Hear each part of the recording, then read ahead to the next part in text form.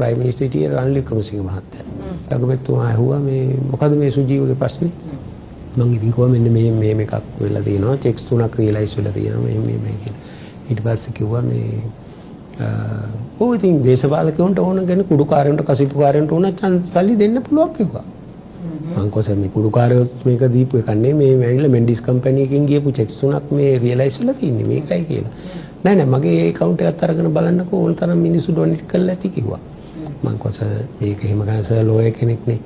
මේ තියෙන ඔක්කොම දින 14ක් ඇතුළත මට ෆැක්ස් රිපෝට් කරන්න වෙනවා උසාවියට. ඒකින්ද මට මේක හෙට උදේ 10ට නීතිපතිතුමා එනවා. එතකොට මම මේ කායතුමත් එක්ක කතා මං කිව්වා ඉතින් එතුමා ලිඛිතව දුන්නත් මට ව්‍යවස්ථාපිත නීතිය උල්ලංඝනය කරන්න ඒක බලයක් හම්බ වෙන්නේ නැහැ. මට බෑස කියලා. ඔව්. යරණෙලිට බූරුවා කිව්වා. ඉතින් ආවා නීතිපති දෙපාර්තමේන්තුවේ මේක සම්බන්ධව කටයුතු කරපු නිලධාරීන් ඔක්කොම දන්නවා. ඊට පස්සෙන් තමයි ෆැක්ස් රිපෝට් කරා. සමහර දේවල් නිවැරදි කරන්න ඕන. 2015 ඉඳන් අපේ රජයන් තුල කතා කරපු දේවල් පාස්කු ඉරිදා කමිෂන් සභාවේ සමාජිකයෙක් හැටියට පාර්ලිමේන්තු තේරීම්කාරක සභාවේ ටානි අබේසේකර මහත්මයා ගැන මට කතා කරන්න මම එතුමා ෂර්ලොක් හෝම්ස් හැටියට තමයි පාර්ලිමේන්තුවේ කතා කරේ එතුමා ගැන. අදටත් එතුමා ගැන කතා කරනවා. මොකද අපි එදා දැක්ක සමහර නිලධාරීන්ගේ හොඳ ගතිගුණ තිබුණේවා පස්සේ වෙනස් වෙන්න බෑ දේශපාලනය හරියට කරන්න. මම නම් ඉන්නේ එතන ඊ මතයේ. දින 52 ගෙනාවා. රාජපක්ෂවරුන්ට එන්න පාර හදලා දුන්නා. රාජපක්ෂ කඳවුරේ ඒ බලලෝබිත්තේනු යන කණ්ඩායමෙන් අපි පිනිසිරින්නේ නැහැ. එදත් අපි විවේචනය කරා. මොකද අපි එදා දැක්කා ඒ පාස්කු ප්‍රහාරය නිසා බලයට ආවේ කවුද කියලා මේ ලෝකෙම දන්නවා. මම මේ කමිෂන් සභාවේ හිටින්ද ඒකේ සංවේදී කාරණා ඔක්කොම දන්න නිසා මම ඔක වාද කරන්නේ නැහැ. මොකද ඒ අවස්ථාවේදීත් ටානි අබේසේකර මහත්මයා උත්තර දුන්න විදිය මම දන්නවා. අදටත් වැඩ කරන විදිය දන්නවා.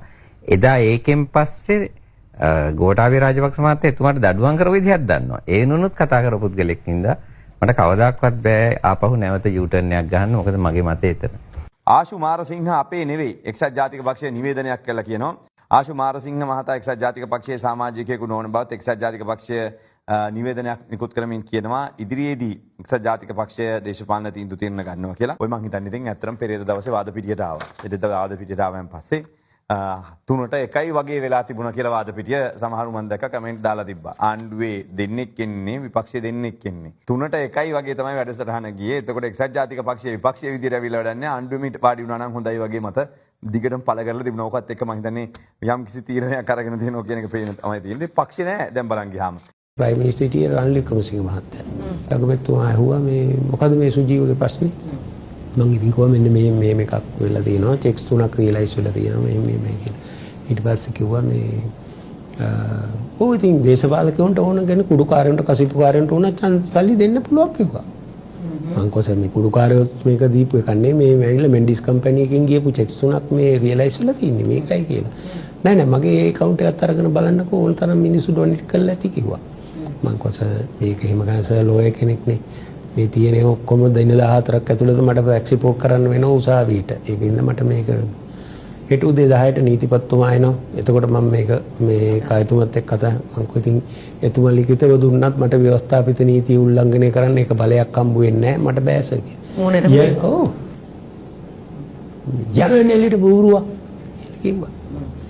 ඉතින් ආවා නීතිපති දෙපාර්තමේන්තුවේ මේක සම්බන්ධව කටයුතු කරපු නිලධාරීන් ඔක්කොම දන්නවා. ඊට පස්සෙන් තමයි ෆැක්ස් රිපෝට් කරා. සමහර දේවල් නිවැරදි කරන්න ඕන. 2015 ඉඳන් අපේ රජයන් තුල කතා කරපු දේවල් පාස්කු ඉරිදා කමිෂන් සභාවේ සමාජිකයෙක් හැටියට පාර්ලිමේන්තු තේරීම්කාරක සභාවේ ටානි අබේසේකර මහත්මයා ගැන මට කතා කරන්න මම එතුමා ෂර්ලොක් හෝම්ස් හැටියට තමයි පාර්ලිමේන්තුවේ කතා කරේ එතුමා ගැන. අදටත් එතුමා ගැන කතා කරනවා. මොකද අපි එදා දැක්ක සමහර නිලධාරීන්ගේ හොඳ ගතිගුණ තිබුණේවා පස්සේ වෙනස් වෙන්න බෑ දේශපාලනය හරියට කරන්න. මම නම් ඉන්නේ එතන ඊ මතයේ. දින 52 ගෙනාවා. රාජපක්ෂවරුන්ට එන්න පාර හදලා දුන්නා. රාජපක්ෂ කඳවුරේ ඒ බලලෝබිත්තේනු යන කණ්ඩායමෙන් අපි පිනිසිරින්නේ නැහැ. එදත් අපි විවේචනය කරා. මොකද අපි එදා දැක්කා ඒ පාස්කු ප්‍රහාරය නිසා බලයට ආවේ කවුද කියලා මේ ලෝකෙම දන්නවා. මම මේ කමිෂන් සභාවේ හිටින්ද ඒකේ සංවේදී කාරණා ඔක්කොම දන්න නිසා මම ඔක වාද කරන්නේ නැහැ.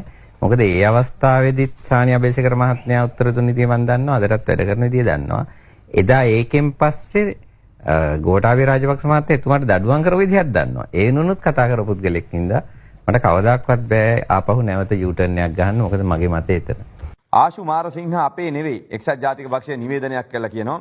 ආශු මාරසිංහ මහතා එක්සත් ජාතික පක්ෂයේ සමාජිකයෙකු නොවන බවත් එක්සත් ජාතික පක්ෂය නිවේදනයක් නිකුත් කරමින් කියනවා ඉදිරියේදී එක්සත් ජාතික පක්ෂය දේශපාලන තීන්දුව తీරන ගන්නවා කියලා. ඔය මං හිතන්නේ ඉතින් ඇත්තටම පෙරේද දවසේ වාද පිටියට ආවා. පෙරේද වාද පිටියට ආවයින් පස්සේ 3:01 වගේ වෙලා තිබුණා කියලා වාද පිටිය සමහරු මම දැක්ක කමෙන්ට් දාලා තිබ්බා. ආණ්ඩුවේ දෙන්නෙක් එන්නේ විපක්ෂයේ දෙන්නෙක් එන්නේ. 3:01 වගේ තමයි වැඩසටහන ගියේ. එතකොට එක්සත් ජාතික පක්ෂයේ විපක්ෂයේ විදියට ඇවිල්ලා වැඩන්නේ ආණ්ඩුවෙම පාඩි වුණා නම් හොඳයි වගේ මත දිගටම පළ කරලා තිබුණා. ඔකත් එක්ක මම හිතන්නේ යම් කිසි තීරණයක් අරගෙන තියෙනවා කියන එක පේන තමයි තියෙන්නේ. පක්ෂේ නෑ දැන් බලන් ගියාම.